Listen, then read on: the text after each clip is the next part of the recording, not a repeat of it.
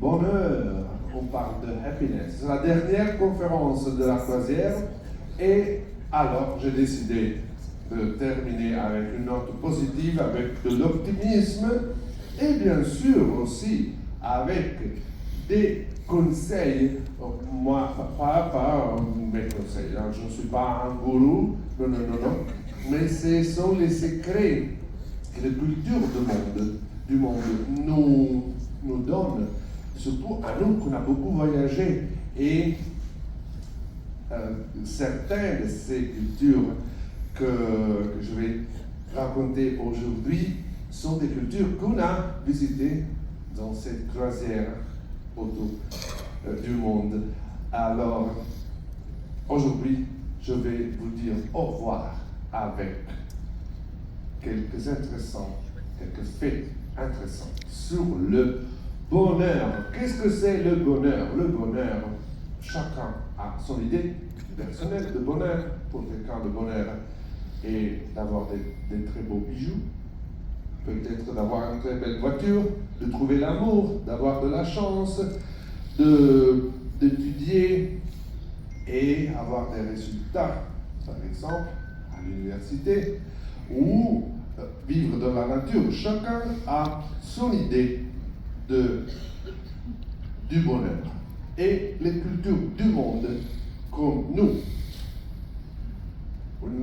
on voyage beaucoup, on vient de faire un tour du monde, alors on a beaucoup vu, et alors les cultures du monde, on sait qu'ils peuvent nous enseigner quelque chose. Alors, je commence avec un petit conseil qui nous arrive de l'Australie, un pays qu'on a visité, et c'est un truc qui arrive des aborigènes. Comme vous savez, aborigènes, ce n'est pas le mot meilleur pour décrire les natifs de l'Australie, mais ce sont une population qui vivait là avant l'arrivée des Européens. Aujourd'hui, il existe 250 groupes linguistiques qui sont répartis sur tout le territoire australien.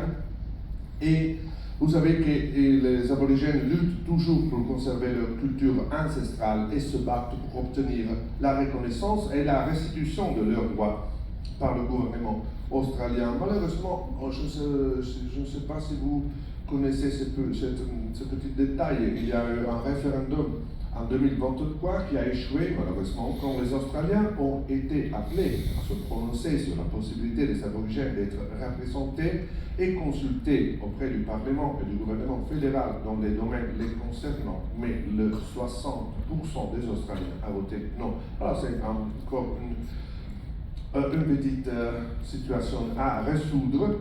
Le symbole de la culture et de la religion, des religions, des peuples originaires de l'Australie est le Uluru, le monolithe couleur rouge, connu sous le nom de Ayers Rock, mais aujourd'hui on est retourné à l'appeler Uluru. Le Uluru, c'est le rocher sacré, et vous savez que des centaines de milliers de visiteurs ont escaladé ce sentier jusqu'au sommet de la montagne, mais aujourd'hui c'est totalement interdit de grimper parce que c'est une montagne qui est considérée une montagne sacrée pour les peuples australiens. Et les peuples australiens, la culture aborigène, nous donnent un exemple. Un rituel appelé le walkabout. Qu'est-ce que c'est le walkabout? Le walkabout est un voyage que les jeunes garçons aborigènes font. Ce n'est pas leur choix, c'est une tradition. Tous les garçons aborigènes le font quand ils atteignent l'adolescence. Ils sont envoyés en walkabout. Ça veut dire que c'est une promenade solitaire dans le Outback. Le Outback, c'est l'arrière-pays. Et ça dure presque une demi-année. Alors, ils font ce voyage seul, qui dure des mois. Et ils doivent penser aussi à la survie, bien sûr. Ils méditent beaucoup et dans la tradition des aborigènes, il y a les célèbres songlines, les songlines qui sont des chemins tracés avec des points dans l'art aborigène, mais aussi sont des chansons qui décrivent, qui racontent des histoires des ancêtres. Et dans ces histoires, ils décrivent aussi la géographie de l'outback australien. Alors les jeunes adolescents, avec les songlines, ils peuvent s'orienter dans cet énorme continent. Alors la songline, qui est la ligne de chant, est un mélange de mythologie, de tradition folklorique, mais aussi de géographie. Alors on peut vraiment naviguer l'Australie seulement en suivant les points qui sont racontés et décrits aussi dans l'art des songlines. Alors les adolescents se retrouvent dans la nature sauvage australienne, ils partent en tant que garçons et ils reviennent en tant qu'hommes. Alors c'est vraiment une métamorphose, un changement, c'est un passage à l'âge adulte. Alors les aborigènes nous disent, tout le monde peut prendre du temps pour soi. N'ayez pas peur d'être seul, prenez confiance en vos propres capacités et sachez que vous pouvez compter sur vous-même. Et c'est exactement ça. Le premier secret du bonheur qu'on apprend des aborigènes d'Australie, apprendre à être seul et à se suffire à soi-même. La solitude est aussi un autre secret qui est dans la tradition des Premières Nations. Et les Premières Nations, et maintenant on parle aussi d'autres cultures, on parle de Premières Nations au Canada, par exemple, on parle de Premières Nations dans tous les pays, dans plusieurs pays qui ont été colonisés et qui étaient déjà habités.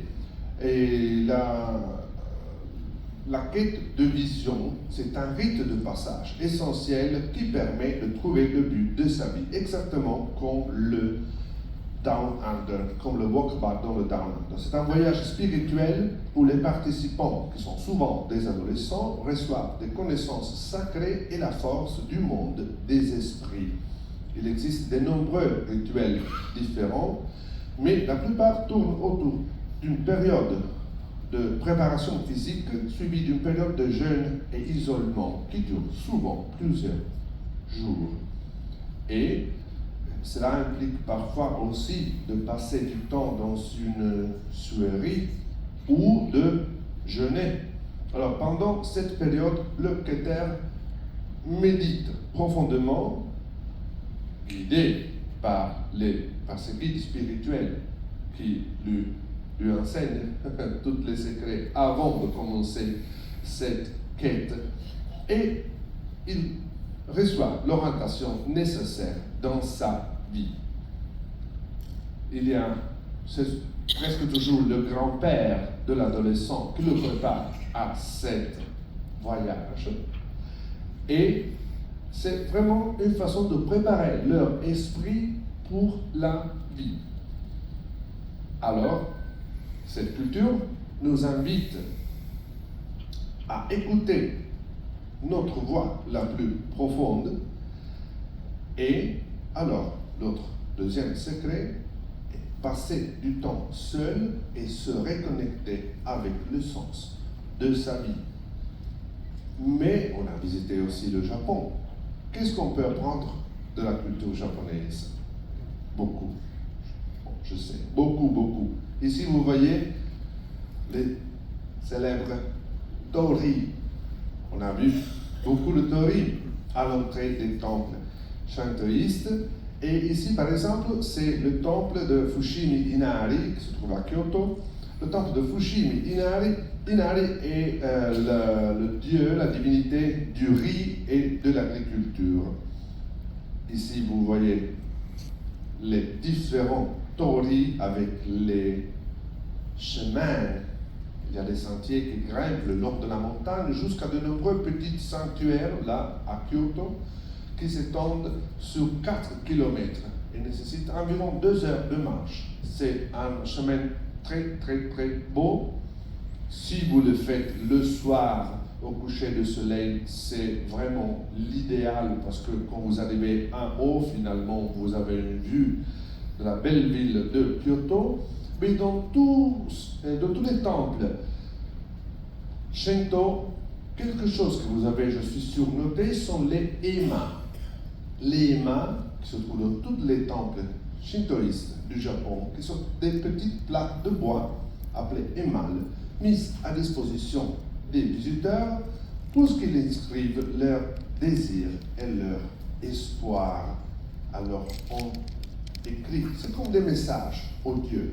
Alors on cherche dans nous ce qu'on désire et on l'écrit. C'est une façon de l'exprimer. Ils sont très souvent décorés d'images de chevaux et généralement quelques centaines de yens, ce sont pas cher, absolument. Et même le kanji, les caractères utilisés pour écrire et ma, sont le premier veut dire image et le deuxième veut dire cheval. Ma, c'est le cheval, aussi en chinois. Et il y a une raison. Autrefois, il était d'usage d'offrir un cheval aux kami. Les kami sont les dieux, les divinités, lors d'un vœu. Mais offrir un cheval à chaque vœu n'était pas économique. Les chevaux sont très très chers.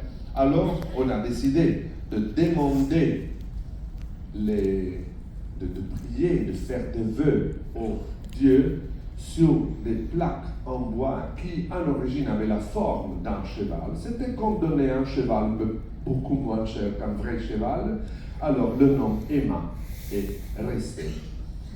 Et les personnes qui sont là pour supplier, prier les dieux, demandent n'importe quoi, demandent la réussite à des examens, un bon voyage, une issue favorable à une mauvaise situation, ou par exemple, si on a besoin d'une nouvelle voiture, vous pouvez aussi écrire, j'ai besoin d'une nouvelle voiture.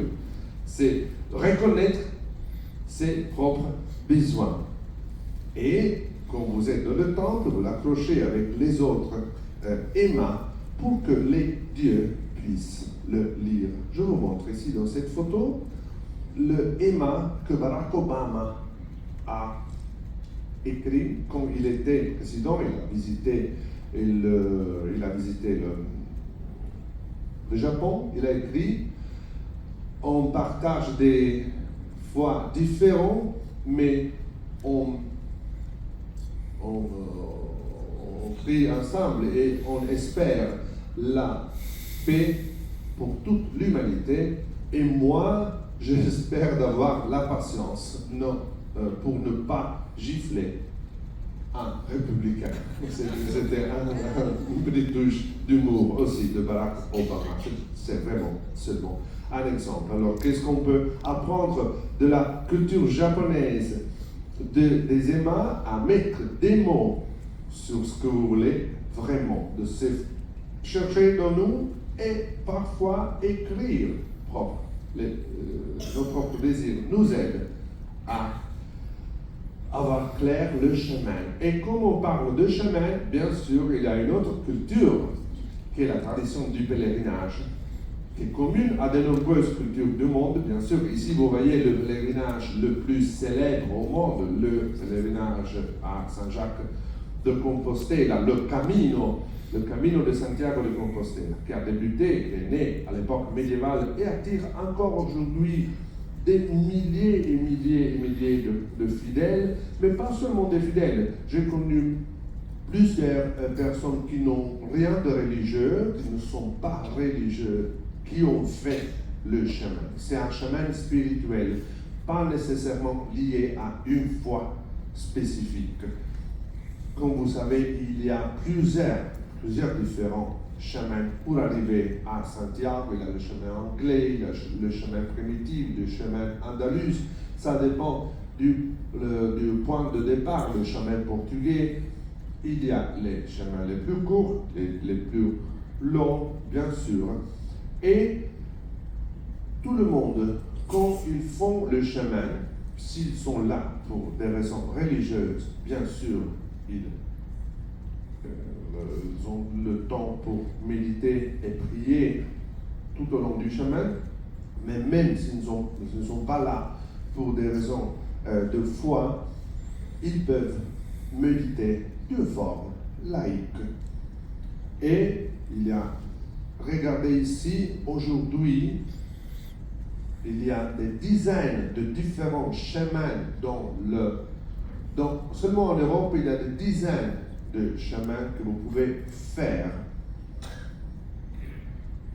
Et ici, par exemple, aussi en Amérique du Sud, il y a un chemin très célèbre qui est le chemin des Incas au Pérou.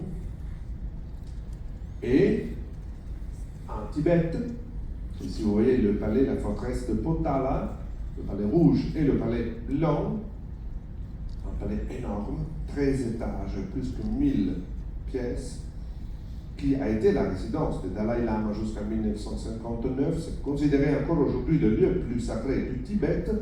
Et ils font, là les pèlerins arrivent, pas tous, mais beaucoup de pèlerins arrivent sur leurs mains. Il y a des chaussures spécifiques pour les mains et ils font leur pèlerinage à la capitale de la foi, Lhasa, avec ces chaussures spécifiques. Ils se prosternent face au sol et ils marchent sur ses mains. Et je vous montre, j'ai aussi une vidéo, et vous pouvez voir exactement comment ça marche. Quand ils entrent en ville, c'est un geste d'humilité. Regardez là, il y a un chemin de pierre réservé aux pèlerins qui arrivent et marchent comme ça.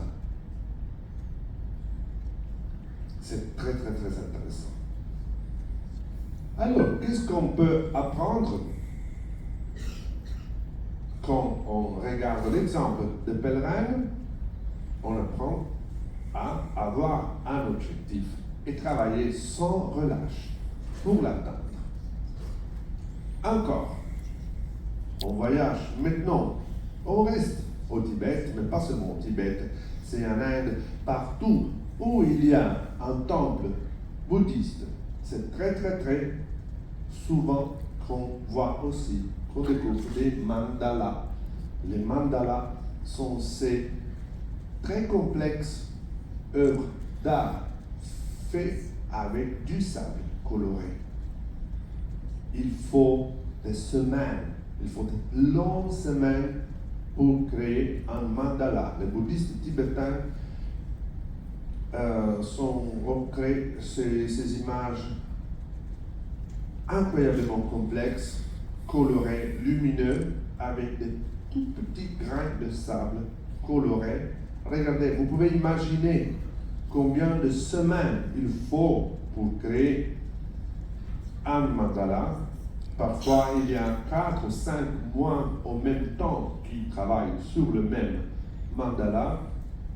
Ils versent le sable avec des entonnoirs métalliques pour créer ces motifs élaborés, ces formes d'animaux fantastiques, de démons, de symboles spirituels, des végétaux, des fleurs. Regardez la beauté des mandalas de sable qui nécessitent, comme je dis, des jours, des semaines, parfois des mois de travail acharné. Et, comme je dis, parfois il y a plusieurs mois qui travaillent sur le mandala. Et quand le mandala est finalement prêt, on l'efface. Toute la fabuleuse création est balayée dans une urne. La moitié du sable est distribuée aux fidèles qui se trouvent dans le temple quand cette opération se déroule. L'autre moitié est envoyée à la rivière la plus proche afin de transporter son énergie dans le reste du monde entier. Alors c'est vraiment incroyable. Imaginez c'est semaine entière de travail balayé en 1 minute. La même chose avec les châteaux de sable. Quand on fait un énorme château de sable, il y a des plages, par exemple à Miami Beach, mais partout dans le monde, il y a des plages où des sculpteurs, de vrais artistes créent des châteaux de sable incroyables. Regardez ici cette photo. Dans cette photo, vous voyez un château de sable qui a été construit en Danemark. Le château de sable le plus haut du monde, c'était un record du genre, 21 mètres de château en sable qui pesait près de 5 tonnes. Et, bien sûr, le vent, en quelques jours, a tout détruit. Alors, on peut apprendre quoi du mandala et des châteaux de sable?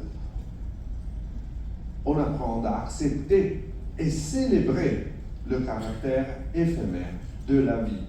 Les belles choses ne durent pas longtemps, exactement comme le sakura, comme la floraison des cerisiers au Japon.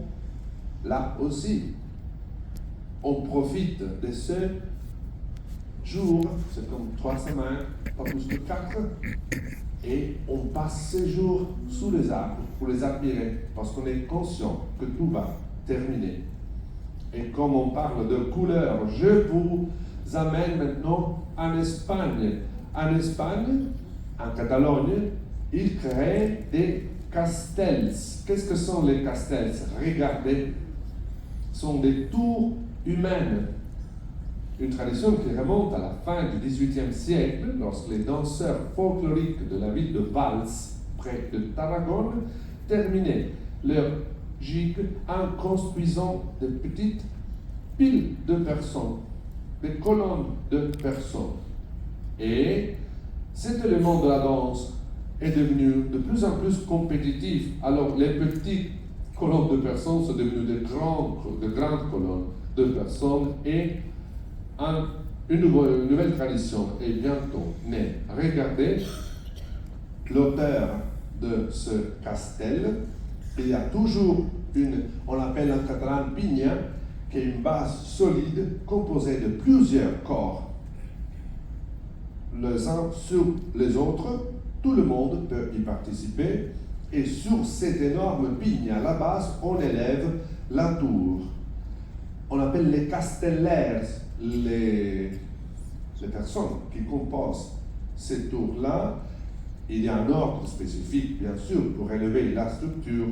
Et généralement, il y a entre 6 et 10 niveaux. Ça veut dire 10 personnes, une sur l'autre. Et au sommet, il y a toujours un enfant. Un petit enfant, on appelle le enxaneta en catalan, c'est toujours un enfant qui est très léger et très courageux, bien sûr, aussi. Et c'est un grand honneur. Les enfants se disputent l'honneur d'être au sommet des castels. Regardez la beauté de cette communauté qui se rassemble, qui fait confiance à ses membres pour créer quelque chose de vraiment, vraiment unique. Alors là, on considère les autres non pas comme des adversaires, mais comme des partenaires indispensables à la réussite mutuelle, qui est exactement le même concept sud-africain de la philosophie de l'Ubuntu. Le Ubuntu est la compréhension qu'aucun humain n'existe dans l'isolement. Il est souvent traduit par « je ne suis une personne qu'à travers d'autres personnes ». Ubuntu reconnaît que tout ce que l'on fait affecte les autres et que le bien-être de chacun dépend du bien-être de tous.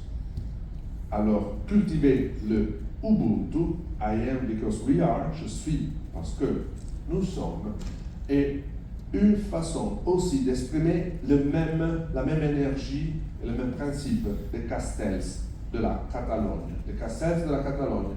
Et l'idée sud-africaine de Ubuntu nous enseigne que parfois le bonheur arrive quand on fait confiance aux autres.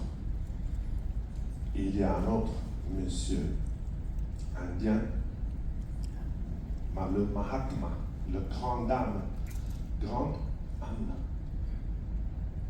le Mahatma Gandhi, qui était un jainiste.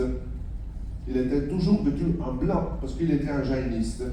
Et chaque année, les jains se réunissent pour célébrer un festival de 10 jours appelé le Paryushan Parva, qui met l'accent sur les diverses vertus des jains. Vous devez savoir que le principe central du jainisme est appelé le Ahimsa, qui est la non-violence, et la philosophie de Gandhi reposait, comme vous savez, sur ce principe. Le secret des jains est la non-violence, pas seulement dans l'action, mais aussi dans la parole et la pensée.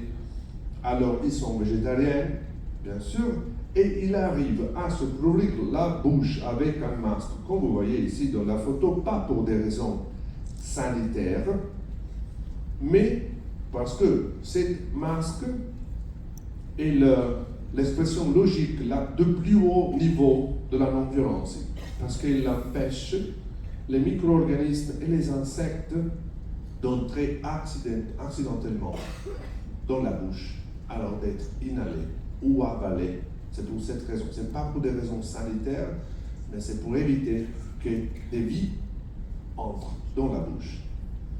Alors, il s'engage à ne pas blesser ou tuer les vivants, même les micro-organismes, afin d'atteindre la non-violence dans sa forme la plus pure. Et les moines jains balaient les insectes de la rue tout le temps pour ne pas blesser quand leur marche dessus. C'est une façon de respecter la vie, bien sûr, et certains vont jusqu'à ne pas manger des légumes racines comme les pommes de terre, l'ail ou l'oignon, parce que si on mange la racine d'une plante, la plante meurt. Si on mange le fruit, ça va. Mais si on mange les racines, on tue la plante. Et c'est une religion qui est née au XVIe siècle avant Christ, qui a le karma et la réincarnation en commun avec l'hindouisme, mais pour les jains, il n'y a pas un dieu créateur et il n'y a pas le système de caste qui appartient au hindouisme. Qu'est-ce qu'on peut apprendre du jainisme, à part la leçon de la non-violence, bien sûr? Les journées de prière et de méditation se terminent toujours par une cérémonie de demande et de octroi du pardon. On se pardonne l'un l'autre. Alors, c'est la seule façon, selon les jains, que vous pouvez vraiment vous débarrasser de la colère et de l'hostilité envers les autres et purifier votre âme. Alors, cette fête de Paryushan, on l'appelle aussi le festival du pardon. Et le point culminant est de recevoir le pardon. Il y a une formule qu'on récite l'un à l'autre qui est apparemment très puissante et très libératrice. Alors, les jainistes nous enseignent à se pardonner avant et à pardonner aux autres. Ne laissez pas la rancune vous empoisonner. On reste en Orient, on va à Bali. À Bali, il y a une journée que j'adore, parce que c'est la journée dédiée à Saraswati, la déesse hindoue de la connaissance, de la musique, des arts, de la sagesse et de l'apprentissage. Cette journée a lieu tous les 210 jours. Chaque 210 jours, on célèbre le Saraswati. Le Saraswati qui célèbre la connaissance, la musique. Et cette déesse que vous voyez est une jolie déesse à 4 bras qui joue la sitar et en même temps a des papiers, des écritures. Et c'est une image qui illustre la soif de connaissance. Saraswati veut dire celui qui a toute connaissance. Alors, pourquoi c'est important? Parce qu'on célèbre, ce jour-là, on célèbre les livres. la connaissance, la lecture. Alors on va faire des offrandes au temple, et au temple on arrive toujours avec des offrandes et avec des livres. Des prières pour une sagesse accrue sont faites dans les écoles et dans les temples familiaux, et les livres, on se donne comme cadeau un livre l'un à l'autre. Alors c'est vraiment la célébration de la connaissance, du savoir et de la sagesse transmise par les plus âgés aux plus jeunes. Il est typique de voir les balinais éviter de lire ou d'écrire ce jour-là. C'est un peu un paradoxe, mais ce jour-là, on ne lit pas et on n'écrit pas, parce que ce jour-là est dédié à Sarasvati. Alors, ce jour-là, seulement Sarasvati, la déesse, peut lire ou écrire. On la célèbre, mais à partir du jour après, c'est nous qui commençons à lire les livres qu'on a reçus le jour du Sarasvati.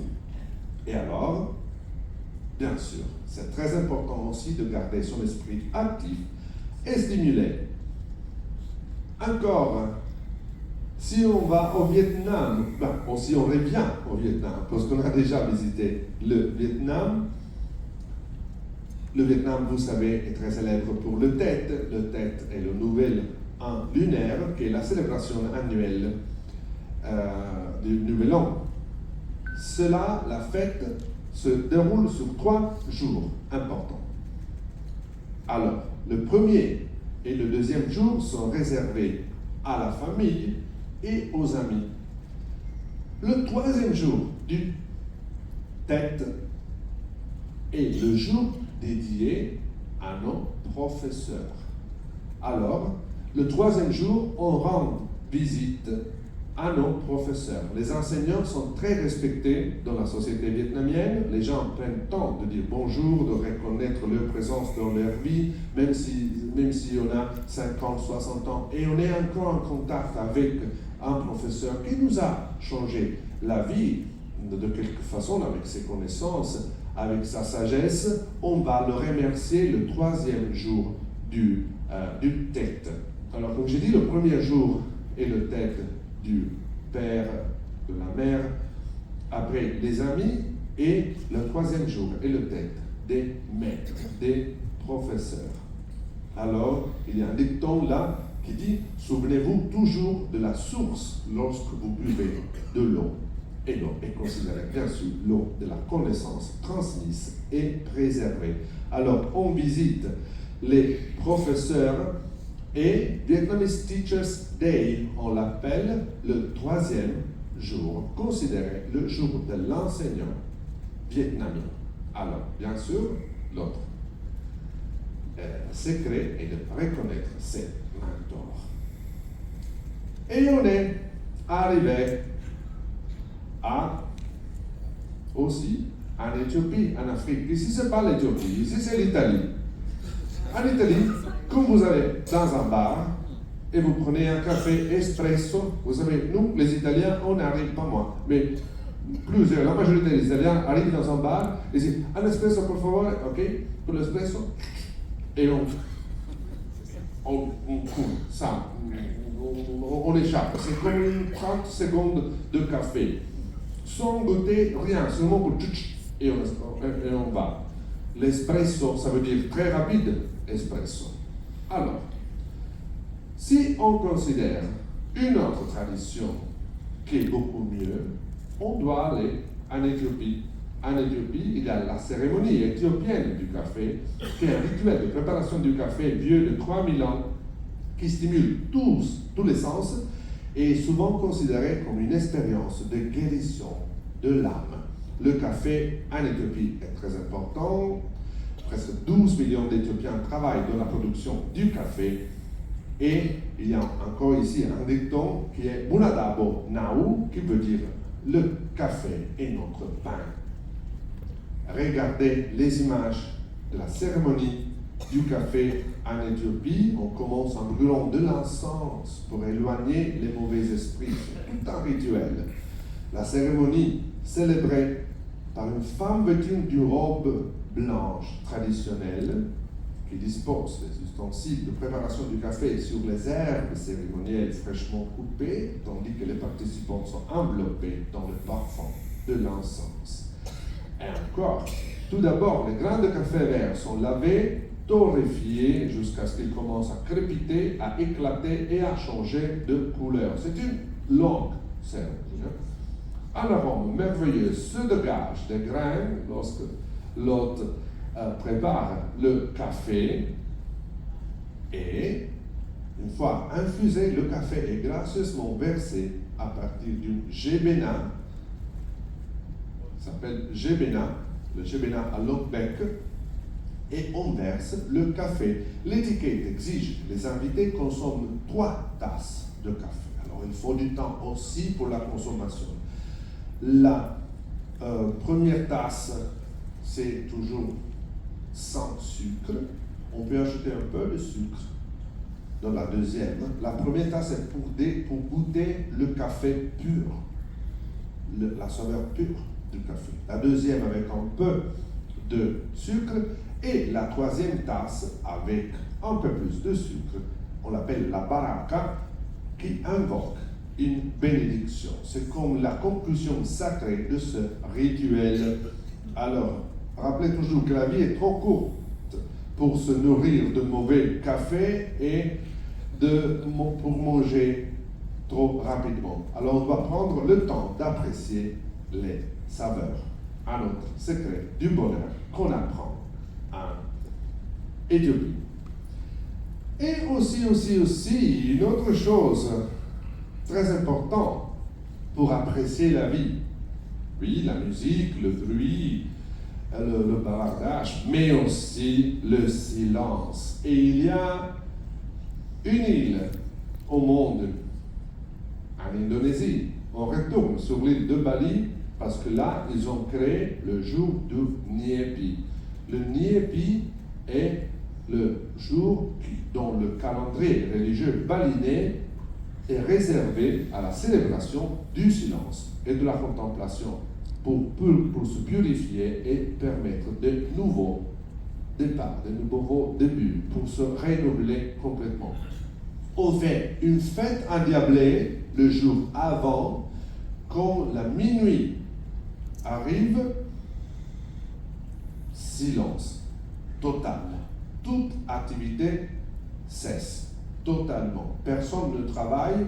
Les véhicules officiellement ne peuvent être utilisés. Si on veut être très fondamentaliste, aucun appareil électrique ne doit être utilisé. Et même les touristes doivent rester à l'écart des rues. Pas trop de lumière, seulement silence, réflexion et méditation. On ne parle pas, on mange très peu. C'est une journée pour régénérer l'esprit. Parfois, même les petits aéroports locaux ferment pour cette fête. Et les seules dérogations sont accordées aux véhicules d'urgence médicale qui, bien sûr, peuvent circuler. Et alors, la valeur spirituelle de la journée est un moment de méditation et de réflexion pour libérer l'esprit des distractions du monde et sortir de cette journée rafraîchie et renouvelée. Alors, l'importance du silence aussi, parfois, dans la vie. Et encore, en Bhoutan, il y a un roi, le roi Wangchuk, qui a inventé l'expression bonheur national brut. Alors là, on calcule le bonheur national brut. Il y a un numéro, il y a un chiffre que chaque année décrit le bonheur national brut du pays du Bhoutan. Il y a des différents éléments là pour calculer ce bonheur national brut. Les 4 facteurs qui le déterminent sont là. Et c'est le seul pays où le roi, que vous voyez ici, le roi Wangchuk, c'est le roi Wangchuk 5e. Vous devez imaginer, le roi Wangchuk 4e Il a abdiqué pour vivre son propre rêve de bonheur personnel dans une cabane dans les arbres et il a laissé son fils régner parce qu'il doit chercher son bonheur dans la forêt. Alors, c'est un pays que aussi peut nous enseigner quelque chose. Ici, vous voyez la couronne du roi du Bhoutan. Et voilà les habitants du Bhoutan qui sont entre les plus heureux au monde. Encore quelques images. Regardez, le Bhoutan. C'est pas facile de voyager au Bhoutan. Hein? Pas facile, il y a un peu de restrictions, il y a comme un numéro limité de touristes qui peuvent y accéder chaque année, mais le Bhoutan nous enseigne à donner la priorité à notre bien-être mental plutôt qu'à la réussite financière. Je suis presque à la fin. Je vous donne les derniers 2 secrets. Le premier vient de l'Inde et de la fête du Holika Dahan. Holika Dahan, c'est la version plus longue du nom du festival des couleurs, le festival des couleurs qui s'appelle le Holi. On l'appelle aussi Holi, c'est une version courte de Holika Dahan. Il y a une légende, selon cette légende, à la fin d'une longue histoire d'aventure de Dieu et de démons, on célèbre la victoire du bien sur le mal avec de la poudre colorée. Le Holi, alors, est la fête de la victoire du bien sur le mal, où tout le monde, les enfants, les plus âgés, les adultes, les femmes, les hommes, tous célèbrent de la même façon comme des enfants. Ils se jettent des poudres colorées l'un sous l'autre. Regardez. Et ça, c'est toujours dans les jours de l'équinoxe de printemps. Et je vous montre quelques images. Regardez les images du festival, du Holi Festival, où tous, n'importe quel âge, n'importe le sexe, n'importe s'ils sont riches, s'ils sont pauvres, s'ils sont femmes, s'ils sont hommes, n'importe rien. C'est tout pareil. Tout le monde, c'est égal aux autres. On est tous sur le même niveau. On célèbre ensemble comme des enfants. Et c'est une fête qui est vraiment le triomphe des couleurs,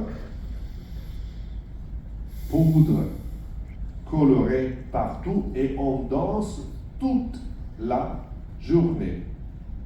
Vous voyez, pour commémorer l'histoire de Prahlada, le prince, qui représente le triomphe du bien sur le mal.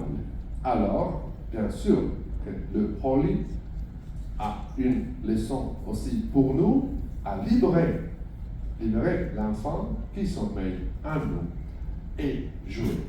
Le dernier secret est un secret italien. Oui, parce que moi j'ai aussi un secret pour quelque chose qui me rend très heureux, et une chose qu'on appelle la passeggiata. Si vous savez qu'est-ce que c'est la passeggiata è se promener. Moi, quand je suis triste, je suis un peu stressé, je fais une passeggiata qui est bonne pour le corps, bonne pour l'esprit, pour apprécier la beauté autour de nous, pour voir les autres, être vus aussi si on veut, et alors établir un sens de communauté, goûter peut-être un bon gelato, flirter, bavarder, on peut faire n'importe quoi. La passeggiata est vraiment le secret du bonheur en Italie, surtout dans l'Italie du sud, du centre-sud, où le climat, il y a très souvent le soleil, et on fait la passeggiata avec un gelato ou un café pour goûter et profiter bien de tout ce que nous entoure. la passeggiata, profiter de tout qui nous entoure. Mais après toute cette sagesse que j'ai cherchée partout dans le monde, je voudrais terminer avec une petite touche de cynisme qui arrive du grand réalisateur Woody Allen. Woody Allen, quand on parle du bonheur, il a les idées très claires. Il a dit, l'argent ne donne pas le bonheur, mais quand il s'en va, il apporte le bonheur avec lui, qui est totalement vrai. Mais avant de vous dire au revoir, bien sûr, j'ai quelqu'un qui veut vous dire au revoir. J'ai une petite anecdote pour vous. Giambulo. Salut Giambulo. Salut Giambulo. Salut. Mon dear friend Giambulo, mon ami Giambulo. Alors, il y a quelques jours, j'étais. I will translate everything for you later, don't worry. Et il y a quelques jours, j'écoutais des chansons zoulou. Et dans ces chansons zoulou, chaque 3-4 mots, j'écoutais Jabulo. Et je dis, mais qu'est-ce que c'est ça? Il connaît Jabulo también. Alors, non. Alors, je suis allé à lui demander. J'ai dit, Jabulo, ton nom, ça veut dire quelque chose? Oui, monsieur. C'est une coïncidence absolument parfaite. Parce que Jabulo, en zoulou, veut dire bonheur. Alors, messieurs, dames, je vous souhaite une énorme quantité de Jabulo dans votre vie et peut-être au revoir. Merci beaucoup.